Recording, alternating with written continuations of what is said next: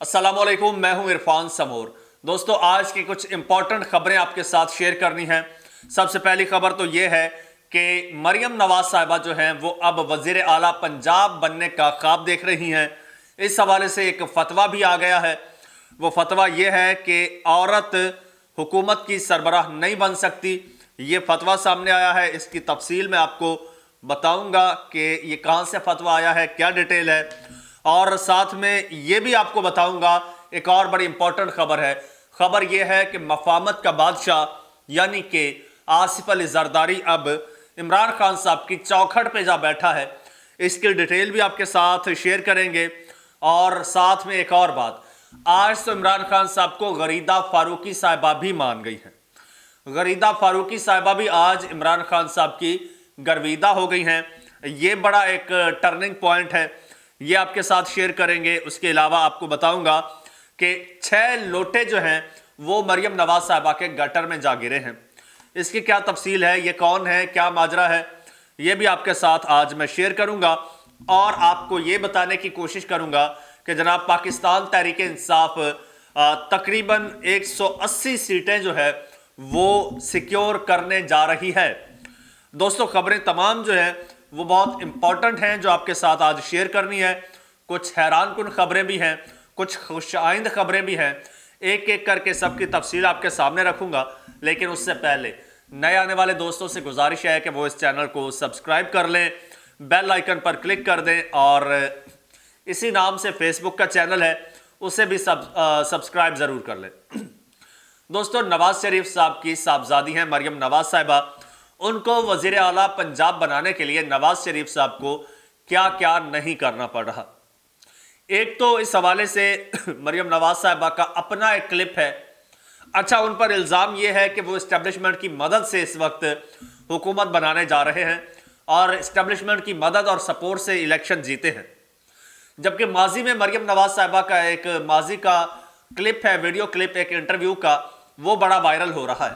उसमें मरियम नवाज साहिबा कहती हैं कि ये रास्ता हमें भी आता है, इक़्तिदार में आने का ये रास्ता बड़ा आसान है, ये रास्ता हमें भी आता है, इसमें कुछ ज़्यादा नहीं करना पड़ता, बस पाँव छूने पड़ते हैं, जूते उठाने पड़ते हैं, जूते चाटने पड़ते हैं। ये बातें कर रही हैं।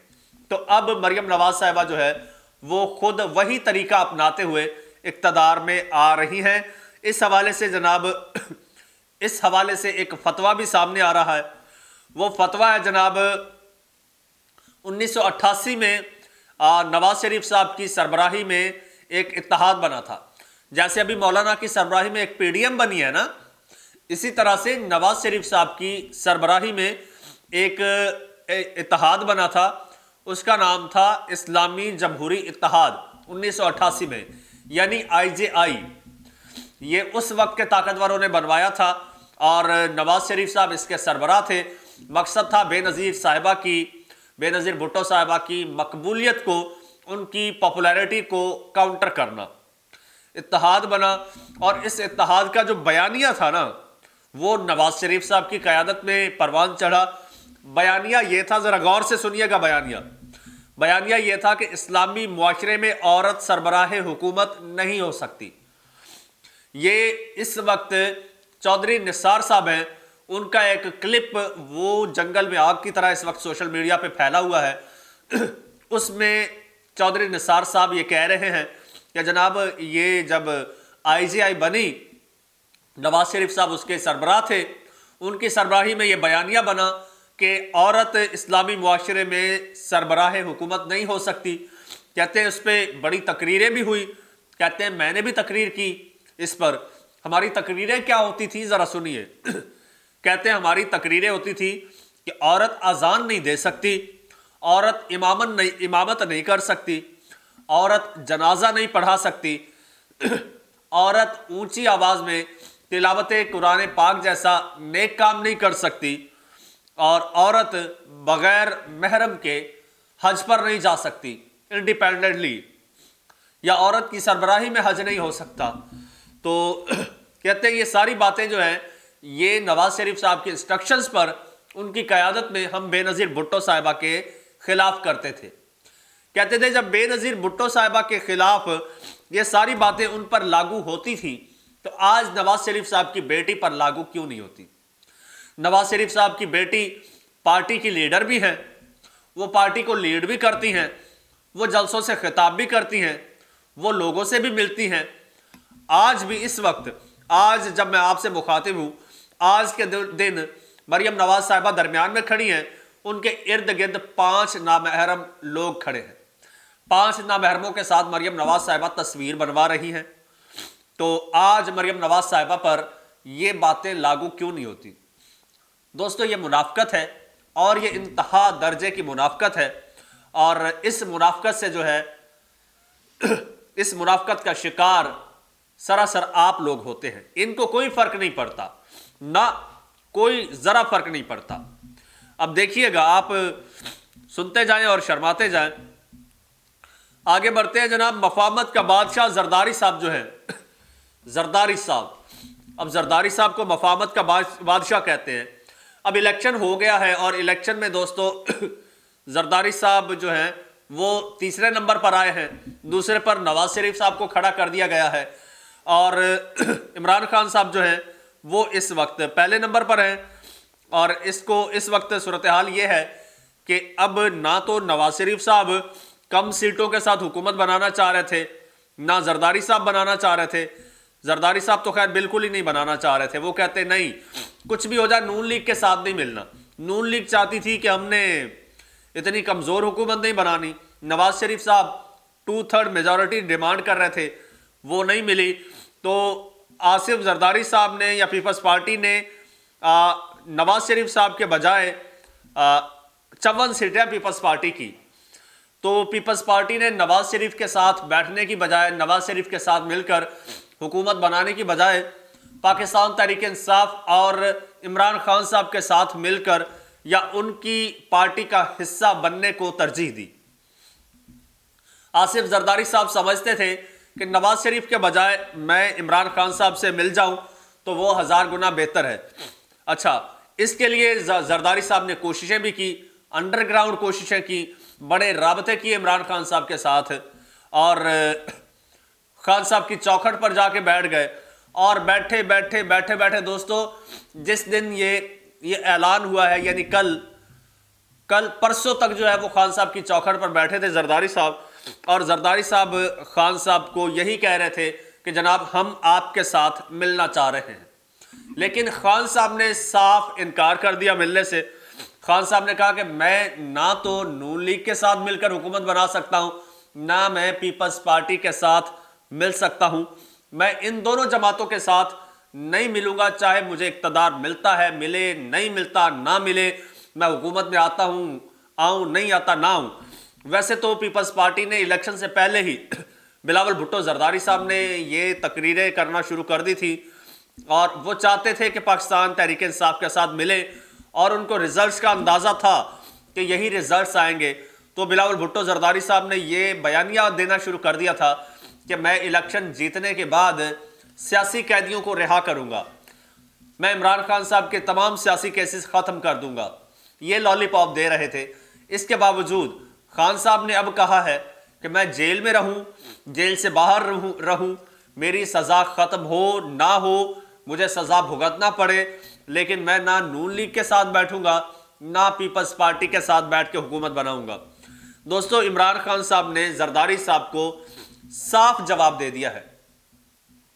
جب صاف جواب دیا ہے تو پھر زرداری صاحب آئے ہیں نواز شریف صاحب کے پاس۔ آپ کو یاد ہوگا زرداری صاحب جو ہے وہ نواز شریف صاحب سے ملنے کے بجائے وہ راولپنڈی چلے گئے تھے، بجائے یہاں پر جوڑ توڑ کرتے وہ راولپنڈی چلے گئے تھے، اور کہا تھا کہ راولپنڈی سے آ کے بتاؤں گا کیا کرنا ہے، لیکن راولپنڈی والے نے دے دیا جواب۔ پنڈی والے نے کہا نہیں، نہ صحیح، نہ آپ کے ساتھ تو ہم نے بالکل نہیں بیٹھنا۔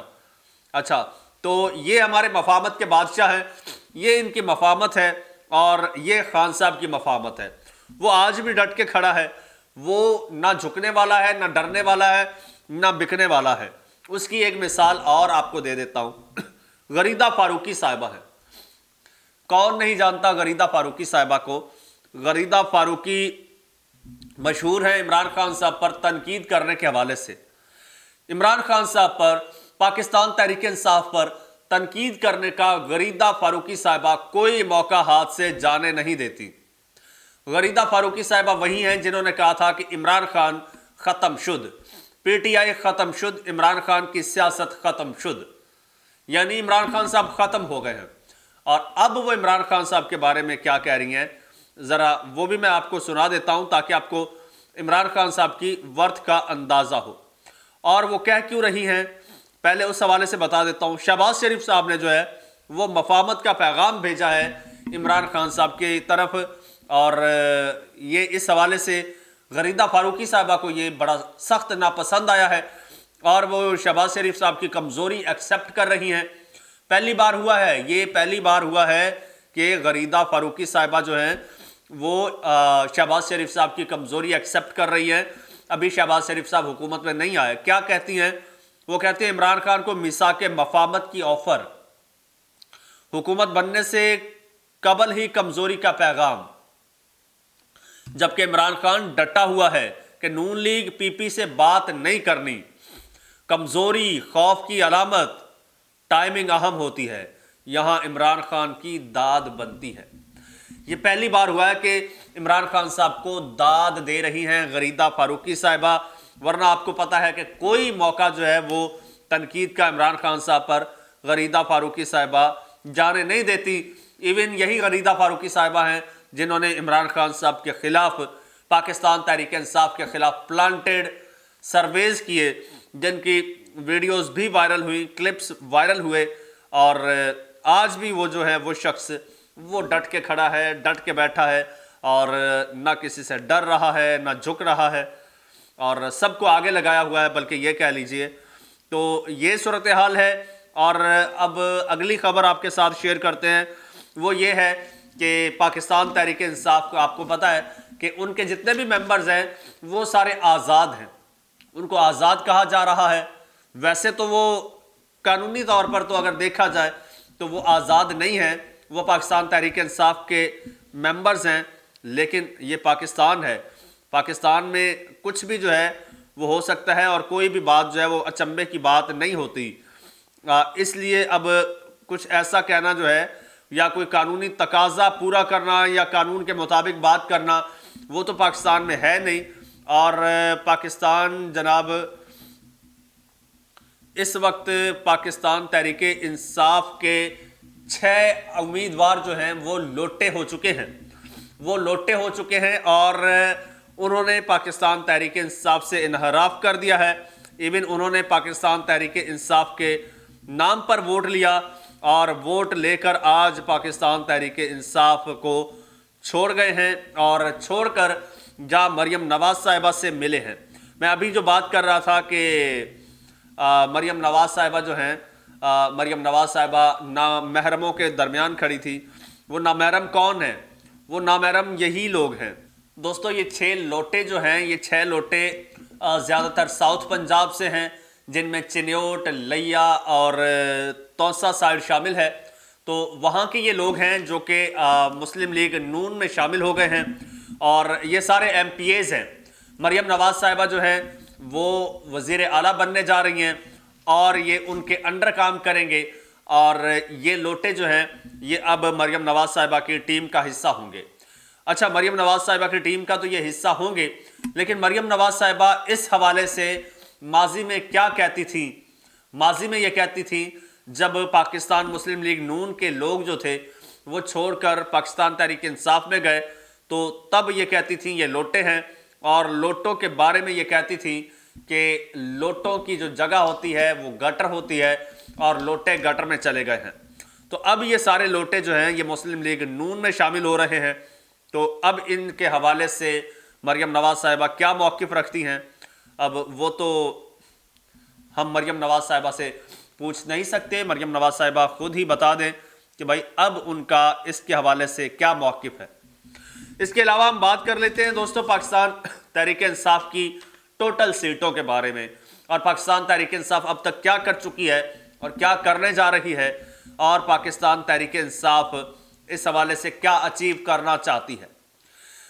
دوستو پاکستان تحریک انصاف جو ہے وہ یہ کلیم کر رہی ہے کہ ہماری ٹوٹل اس وقت جو ہیں وہ 180 سیٹیں ہیں، ہم نیشنل اسمبلی کے 180 حلقے جو ہیں وہ جیت چکے ہیں، اور ایون کراچی کے جو ہے وہ 17 حلقے جو ہیں وہ 17 حلقے پاکستان تحریک انصاف نے چیلنج کر دیے ہیں۔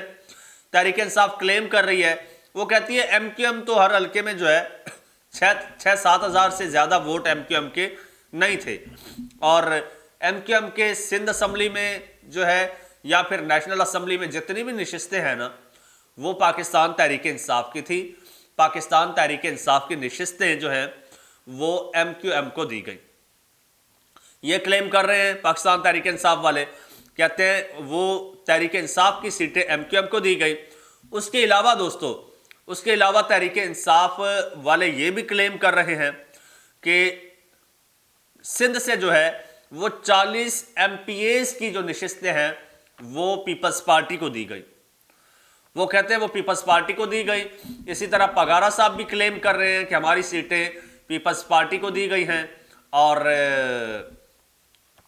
وہ کہتے ہیں کہ جناب ہماری تو سیٹیں اتنی تھیں کہ ہم حکومت بنانے کی پوزیشن میں تھے، اور یہ سیٹیں واپس کر کے ہم حکومت بنائیں گے، سندھ میں بھی حکومت بنائیں گے، پاکستان تحریک انصاف یہ کلیم کر رہی ہے۔ اچھا، اس کے علاوہ کراچی کے حلقے تو چیلنج کر دیے ہیں پاکستان تحریک انصاف نے، 17 حلقے۔ اچھا، لیکن وہ ساتھ میں کہتے ہیں کہ جو مریم نواز صاحبہ یہ حکومت بنانے جا رہی ہیں تو یہ حلقے جو ہیں یہ تقریباً 82 حلقے پنجاب کے ہیں، وہ بھی نون لیگ جو ہے نون لیگ کو دیے گئے ہیں 82 حلقے، وہ بھی ہم واپس لیں گے۔ یہیں پر نہیں رکتے دوستو، یہ پاکستان تحریک انصاف کے وکلا، پاکستان تحریک انصاف کے وکلا یہ کہتے ہیں کہ جناب ہم یہ سارے واپس لیں گے، واپس لے کے یہ مریم نواز صاحبہ کی حکومت نہیں بنتی، پنجاب میں بھی ہم حکومت بنائیں گے، سندھ میں بھی اور مرکز میں اور کے پی کے میں تو بنا چکے ہیں۔ وہ کہتے ہیں کہ جناب ہوا یوں ہے اور ہوتا یوں ہے کہ جو فیصلہ آنا ہوتا ہے وہ فارم 45 کے حوالے سے آنا ہوتا ہے، فارم 45 کے حساب سے، اور فارم 45 میں اتنے حلقوں میں ہم جیت رہے ہیں۔ اچھا، وہ کہتے ہیں کہ جناب اب ایشو یہ آ رہا ہے کہ جو فارم 45 ہے وہ یہ کلیم آ رہا ہے کہ جو پاکستان تحریک انصاف کے پاس ہے وہ فیک ہے، وہ فیک ہے، جو آروز کے پاس ہے فارم 45 جو وہ درست ہے، یہ فیک ہے، اور آروز نے جو ان کے پاس ہے اس بنیاد پر فارم 47 جو ہے وہ ایشو کیا ہے، اور یہ 45 جو ہے یہ فیک ہے۔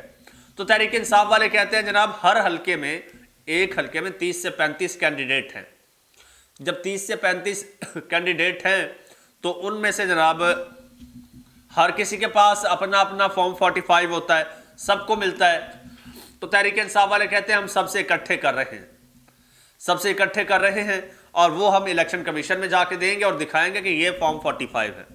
ایک آدھے حلقے کا ہو تو مان لیا جائے کہ چلو ایک آدھے حلقے میں جو ہے ٹھیک ہے ہو گیا، یا ایک آدھے کینڈیڈیٹ کے پاس تو چلو جعلی ہو سکتا ہے، تحریک انصاف کے پاس جعلی ہو سکتا ہے، لیکن ہر کسی کے پاس تو جعلی نہیں ہو سکتا نا۔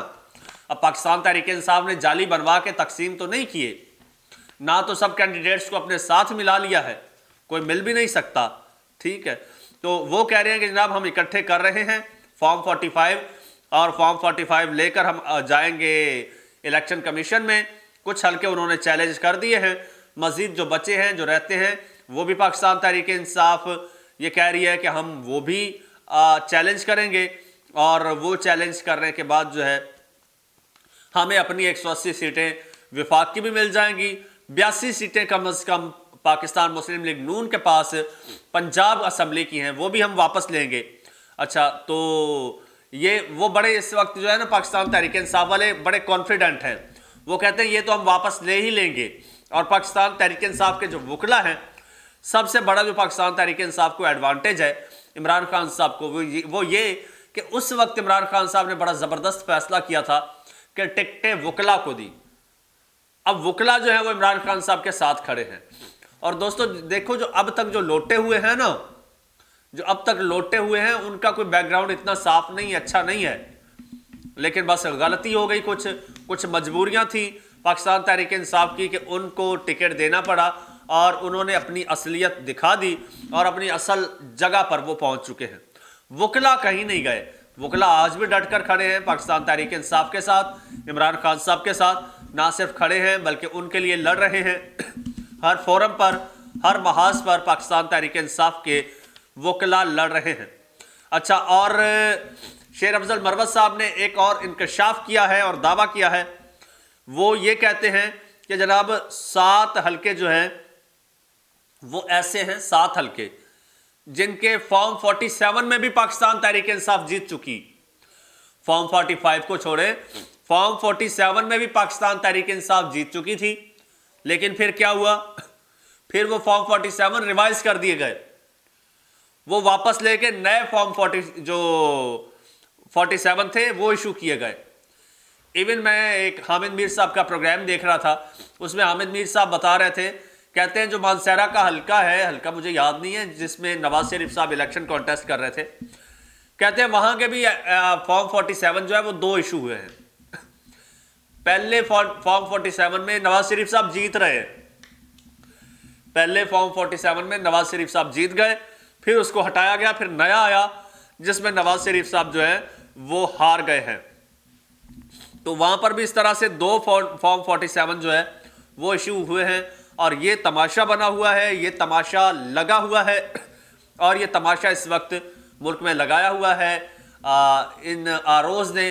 ویسے تو جب آروز الیکشن ہونے سے پہلے عمران خان صاحب نے ان آروز پر عدم اطمینان کا اظہار کر دیا تھا، اور اس کے خلاف جو ہے وہ درخواست بھی دی گئی تھی عدالتوں میں، جس پر پاکستان تحریک انصاف کے خلاف وہ ریجیکٹ ہو گئی تھی وہ درخواست، اور آروز برقرار رہے تھے بیوروکریسی کے۔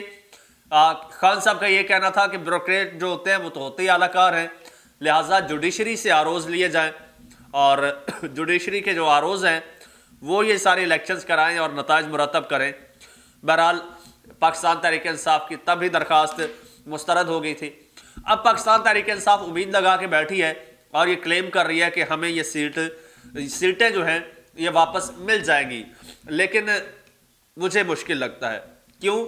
کیونکہ گاؤں دیہات میں کسی کی چوری ہو جائے نا تو ایک مثال دیتے ہیں، وہ کہتے ہیں، پھر اس کو واپس کروانے کی، چوری واپس کروانے کی کوشش بھی کرتے ہیں، تو وہ کہتے ہیں کہ اگر قسمت اتنی اچھی ہوتی تو چوری ہوتی کیوں؟ اور چوری ہو جائے تو بہت کم چانسز ہوتے ہیں کہ وہ ریکور ہو جائے چوری۔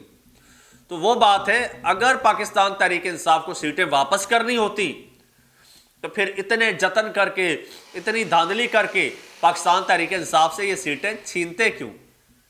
تو چھین تو لی ہیں، اب قانون بھی موجود ہے، لیکن کوئی نہ کوئی قانون سے وہ بھی راستہ نکالیں گے، کوئی نہ کوئی وہاں پر بھی شب خون مارا جائے گا، ہمیشہ کی طرح جو پاکستان تحریک انصاف کے ساتھ گزشتہ جو ہے وہ 2 سال سے یہ سلسلہ چل رہا ہے، یہ ابھی تھما نہیں ہے، ابھی رکا نہیں ہے، یہ چل رہا ہے۔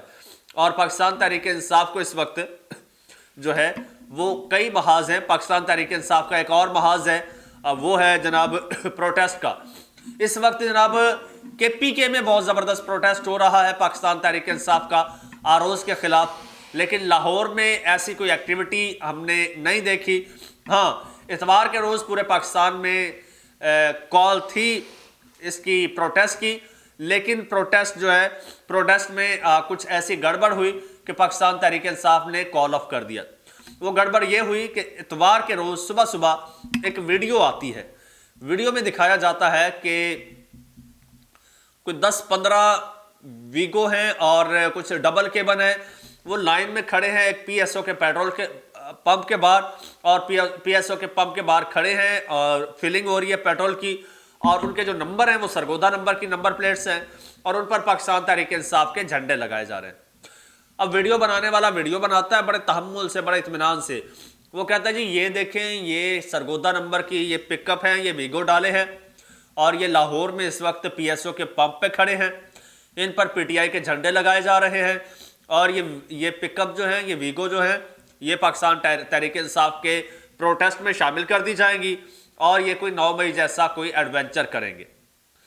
اچھا، تو پاکستان تحریک انصاف والے جب یہ دیکھتے، اچھا اس جو پیچھے آڈیو آ رہی ہوتی ہے نا، ویڈیو نہیں ہوتی، بندے کی تصویر نہیں ہوتی جو بنا رہا ہے ویڈیو، اس کی آڈیو ہوتی ہے، اور اس کی آڈیو کو فلٹر کیا ہوتا ہے، فلٹر کر کے آڈیو چینج کی ہوتی ہے جیسے پہچاننے میں نہ آئے۔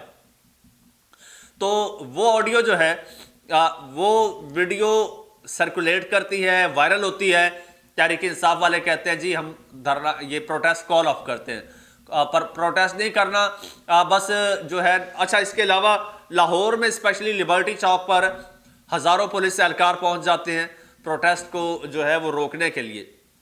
اچھا اس حوالے سے محسن نقوی صاحب جو ہے ان کا بھی ایک بیان آتا ہے جو کہ اس وقت تک غیر قانونی نگران وزیر اعلیٰ پنجاب ہیں، ان کا بیان آتا ہے کہ جناب یہ ایک اور 9 مئی جیسے واقعے کی پلاننگ ہو رہی ہے، منصوبہ بندی ہو رہی ہے اور ہم اس کو ناکام بنائیں گے، اور اس کے خلاف جناب اگر کچھ ایسا ہوا تو 4 گنا زیادہ تیاری کے ساتھ جو ہے ہم اس کو کاؤنٹر کریں گے۔